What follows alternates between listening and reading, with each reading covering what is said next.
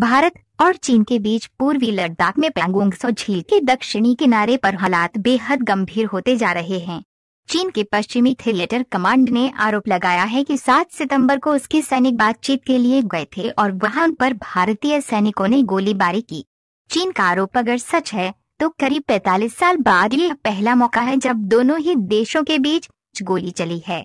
उधर भारतीय सूत्रों का कहना है कि चीन के सैनिक मुक्तपारी चोटी पर कब्जा करने के लिए गलवान जैसी हिंसा दोहराना चाहते थे और भारतीय सैनिकों को बचाव में हवा में गोली चलानी पड़ी। चीन के सरकारी प्रोपेगेंडा अखबार ग्लोबल टाइम्स ने चीनी सेना के वेस्टर्न थिएटर कमांड के प्रवक्ता के हवाले से पैंगोंग त्सो के पास झड़प का दावा किया है।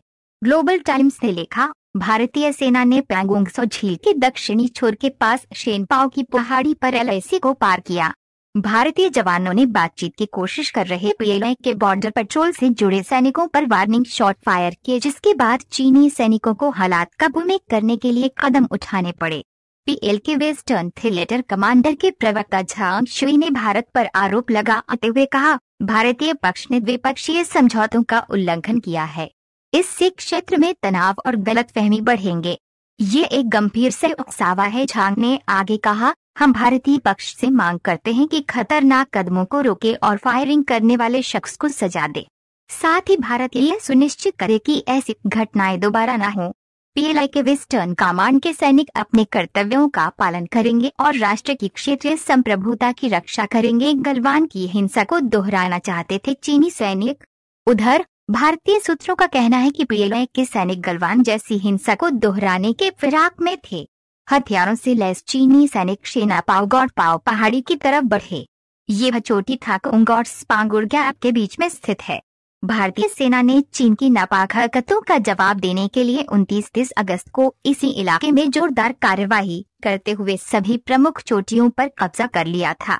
चीनी सैनिकों को लग रहा था कि वे गलवान की तरह से भारतीय सैनिकों पर हमला करेंगे और चूंकि दोनों देशों के बीच गोली नहीं चलाने का समझौता हुआ है, इसलिए भारतीय सैनिक गोली नहीं चलाएंगे। सूत्रों ने बताया कि चीनी सैनिक 7 सितंबर को लोहे की रॉड और कटीले डंडे लेकर मुक्तपारी चोटी पर कब्जे के लिए आगे की ओर बढ़े, लेकिन भारतीयों ने उन्हें रोक दिया। कई बार चेतावनी के बाद जब चीनी सैनिक दादागिरी पर उतारू हो गए तो भारतीय सैनिकों को मजबूरन हवा में गोली चलाकर उन्हें भगाना पड़ा। भारतीय सैनिकों ने ऐसे गोली चलाई ताकि चीन के किसी सैनिक को नुकसान नहीं पहुंचे। बता दें कि गलवान हिंसा के बाद भारत सरकार ने आत्मरक्षा के लिए भारतीय सैनिकों को गोली चलाने का अधिकार दिया था। भारतीय सेना के एक्शन से क्यों बौखलाया है चीन? भारतीय सेना के जवानों ने चुशुल सेक्टर में 29-30 अगस्त को पैंगोंग झील के दक्षिणी किनारे से लेकर रिचिनला तक सभी ऊंचाई वाली जगहों पर कब्जा कर लिया है। ये वही जगह है जहां पर वर्ष 1962 में भारत और चीन के बीच जंग हुई थी। भारतीय जवानों ने जिन इलाकों पर कब्जा किया है उसे ग्रे जोन कहा जाता है और इस पर दोनों ही देश अपना दावा करते हैं। अब तक इस पर किसी का कब्जा नहीं था। भारतीय जवानों ने अब इन चोटियों पर कब्जा कर लिया है।